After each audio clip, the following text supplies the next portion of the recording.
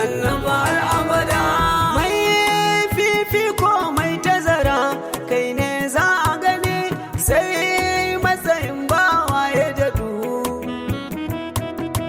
Mai zartaccen umarni kai ne za a kira rabbi amsa Ahmadu.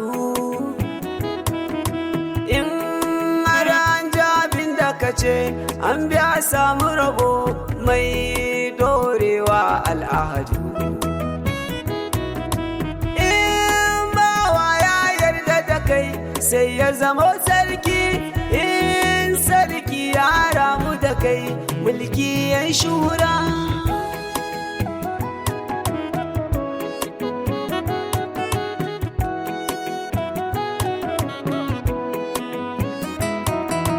Kai dai nake da ba so sanda ake